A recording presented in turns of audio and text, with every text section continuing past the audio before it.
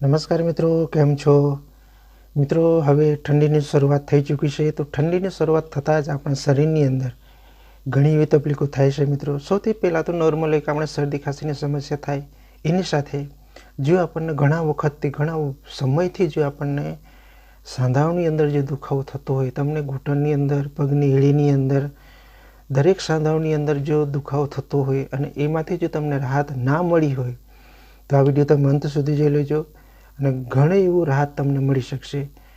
એની અંદર તમારે કોઈ પણ ખર્ચ કરવાની જરૂર નથી. તમે ઘરે બેઠા જ ખૂબ સરળતાથી એનો ઉપયોગ કરી શકશો અને તમને 1 થી 2 જ દિવસની અંદર એની અંદર તમને રાહત મળી શકશે. એ પણ અસહ્ય સાંધાઓનો દુખાવો થતો હોય તો હવે શરૂઆત કરીએ. અને શરૂઆત કરતાં પહેલાં મિત્રો, ચેનલ પર પહેલી વખત આવવાનું થયું હોય તો ચેનલને જરૂરથી સબસ્ક્રાઈબ કરી નાખજો અને વિડીયો અંત સુધી જોઈ લેજો. અને વિડીયો સંબંધી કોઈ પણ તમને કદાચ પ્રશ્ન થાય, મૂંઝવણ થાય તો ચોક્કસ કમેન્ટ કરજો, જેથી કરીને તમને ચોક્કસ એનો જવાબ પણ મળી શકશે. તો હવે શરૂઆત કરીએ કે સાંધાઓની અંદર દુખાવો થાય, એની પાછળ દુખાવો થવાના ઘણા એવા કારણો છે મિત્રો. તો થોડા આપણે કારણો પણ સમજી લઈએ. તો એની સાથે સૌથી પહેલાં તો આપણા શરીરની અંદર વાયુનો પ્રકોપ વધી જાય. વાયુ જો વધી જાય તો એ સાંધાઓની અંદર લોક થઈ જાય, જેના કારણે આપણે સાંધાઓની અંદર દુખાવો થાય.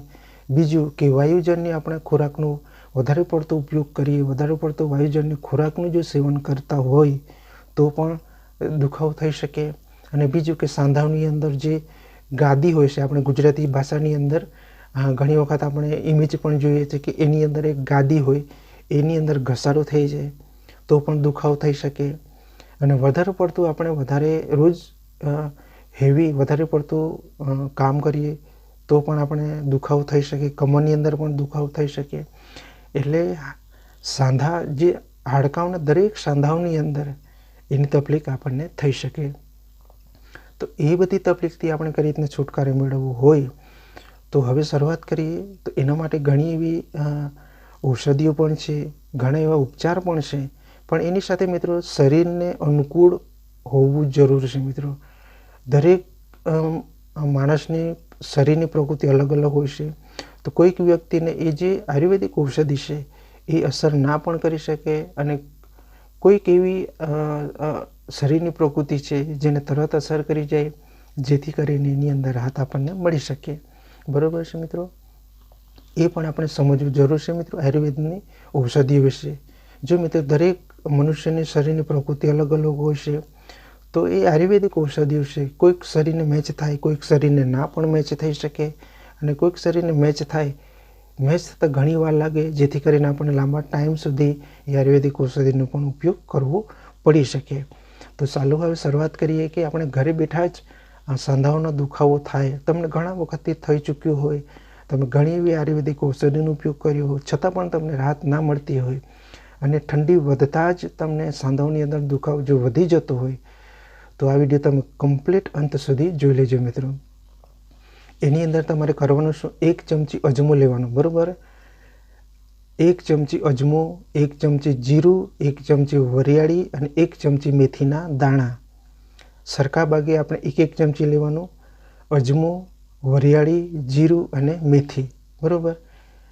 1 ગ્લાસ તમે પાણી લઈ લો અને 1 ગ્લાસની અંદર તમારે 1 ચમચી નાખી દેવાનું સાંજે, અને આખી રાત સુધી એને પલાળવા દો. અને સવારે તમે ચા પીતા હો તો ચા થોડા દિવસ તમે બંધ પણ કરી શકો, અને સવારે એ પાણીને તમારે ગરમ કરવાનું, ઉકાળવાનું નથી, હલકું ગરમ કરો, બરાબર? આપણે જે રીતના ચા પીએ છીએ ને એટલે તમે ગરમ કરો.